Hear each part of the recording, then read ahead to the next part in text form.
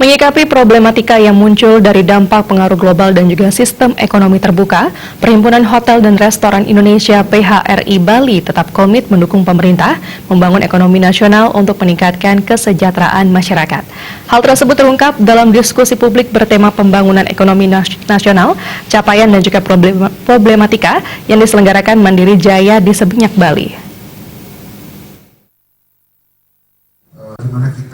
Direktur Eksekutif Perhimpunan Hotel dan Restoran Indonesia (PHRI) Bali, Ide Bagus Purwosidemen mengatakan, PHRI sangat mendukung kebijakan pemerintah dalam meningkatkan pembangunan ekonomi nasional yang sejalan dengan program kegiatan PHRI, yakni meningkatkan kemajuan sektor pariwisata, terutama di Pulau Bali.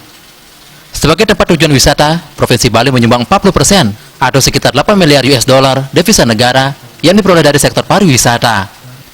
Hingga Oktober 2018, total kunjungan wisatawan mancanegara mencapai 4,1 juta orang dari target kunjungan Wisman sebesar 6,5 juta ke Bali. Wisman terbanyak berasal dari Tiongkok. Dikatakan, orientasi masyarakat di Bali telah berubah dari semula masyarakat agraris dengan mata pencarian sebagai petani menjadi masyarakat pelaku wisata. Saat ini hampir semua wilayah di Bali melakukan pembangunan yang berorientasi pada sektor wisata.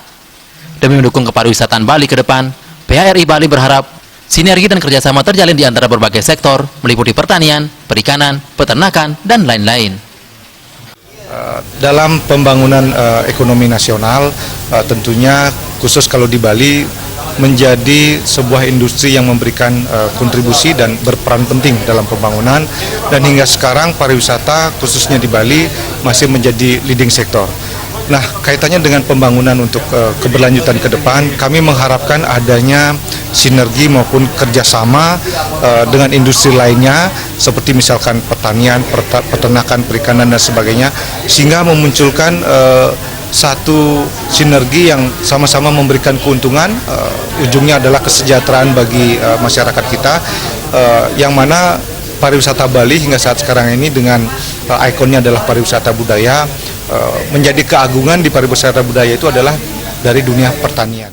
Sementara itu, Panutan S. Sulendra Kusuma dari Lemhanas RI menyampaikan, capaian saat ini menurut data statistik menunjukkan dalam kurun waktu 4 tahun, dari 2014 sampai 2018, pertumbuhan ekonomi di Indonesia masih stabil dan cenderung lebih meningkat.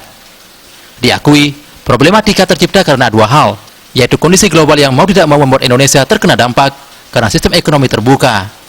Kedua, Indonesia memiliki keragaman geografi dan suku, agama, maupun ras. Mewujudkan pencapaian pembangunan ekonomi nasional, pemerintah harus berupaya mengatasi problematika tersebut.